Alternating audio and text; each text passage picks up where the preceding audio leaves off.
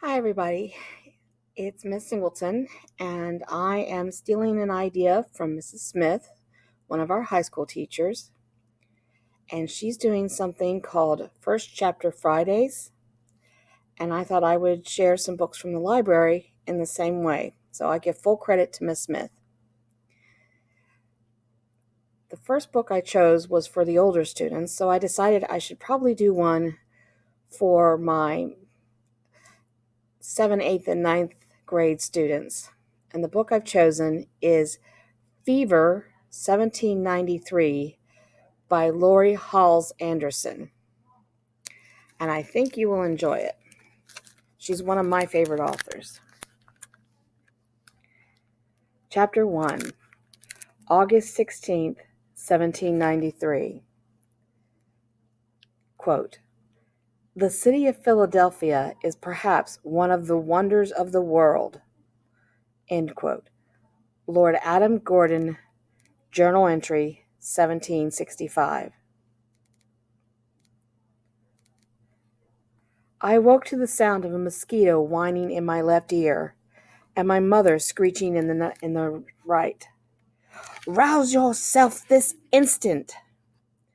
Mother snapped open the shutters, and heat poured into our bedchamber.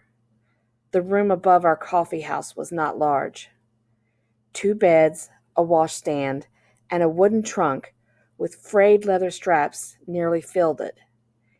It seemed even smaller with Mother storming around. "Get out of bed, Matilda," she continued. "You're sleeping the day away."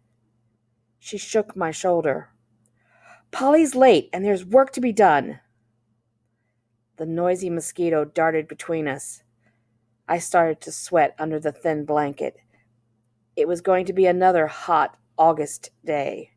Another long, hot August day. Another long, hot, boring, wretched August day. "I can't tell who is lazier, Polly or you," Mother muttered as she stalked out of the room.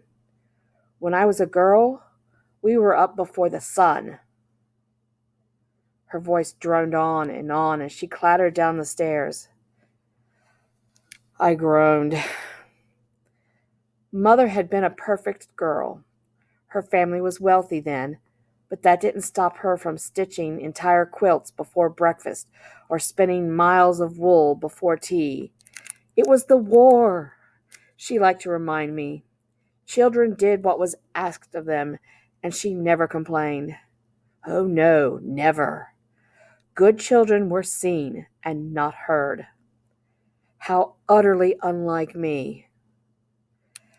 I yawned and stretched, then snuggled back onto my pillow. A few more minutes rest, that's what I needed.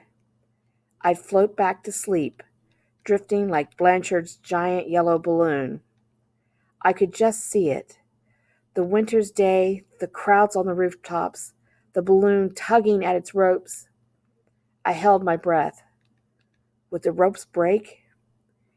The devilish mosquito attacked, sinking its needle nose into my forehead. Ow! I leapt from my bed and thunk, cracked my head on the sloped ceiling.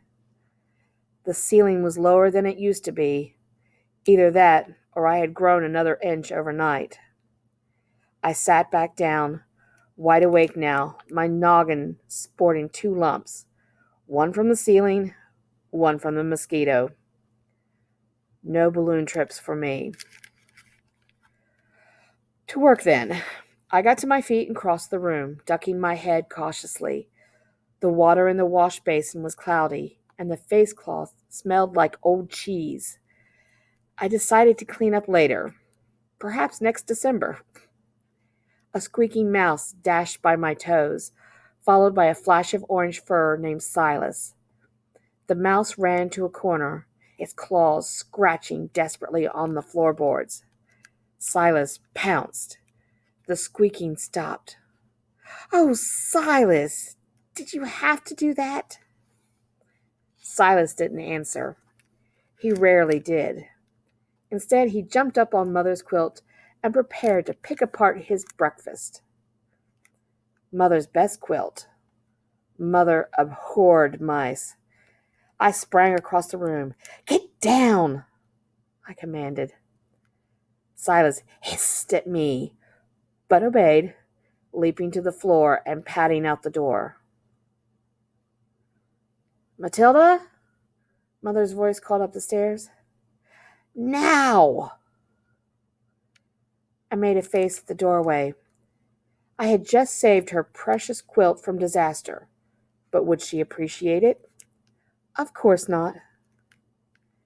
No more dawdling. I had to get dressed. I fastened my stays and a badly embroidered pocket over the white shift I slept in. Then I stepped into my blue linen skirt. It nearly showed my ankles. Along with the ceiling getting lower, my clothes were shrinking too. Once dressed, I faced the rather dead mouse and wrinkled my nose. Picking it up by the tail, I carried the corpse to the front window and leaned out. My city, Philadelphia, was wide awake. My heart beat faster, and my head cleared. Below the window, High Street teemed with horsemen, carriages, and carts. I could hear Mrs. Henning gossiping on her front stoop, and dogs barking at a pig running loose in the street. The sound of the blacksmith's hammer on his anvil reminded me of Polly, our tardy serving girl. That's where she was, no doubt, in the blacksmith's shop, eyeing Matthew, the blacksmith's son. I didn't like it there. The roaring furnace, sparks crackling in the air, the sizzle of hot metal into the cold water. It all reminded me of the unmentionable place the preachers like to go on about. My favorite place was the waterfront. I squinted eastward. The rooftop of the state house where the Congress met was visible, but the August haze and dust from the street made it impossible to see farther than that. On a clear day, I could see the masts of the ships tied up at the wharves on the Delaware River. I promised myself a secret visit to the docks later, as soon as Polly arrived to distract Mother. A few blocks south lay the Walnut Prison, where Blanchard had flown that remarkable balloon. From the prison's courtyard it rose, a yellow silk bubble escaping the earth. I vowed to do that one day, slip free of the ropes that held me. Nathaniel Benson had heard me say it, but he did not laugh. He understood. Perhaps I would see him at the docks, sketching a ship or seagulls. It had been a long time since we talked. But before I went anywhere, there was a dead mouse to dispose of. I couldn't throw it into High Street. It might spook one of the horses. I crossed the room and opened the back window overlooking the garden. Maybe Silas would smell his treat out there and get a decent breakfast after all. I flung the corpse as far as I could, then hurried downstairs before Mother boiled over. And that was Chapter 1 of Fever, 1793, by Laurie Halse Anderson, an Ohio author. It is an AR book. It's worth 7 points. And the AR quiz number is 42961. I hope you enjoy this award-winning book.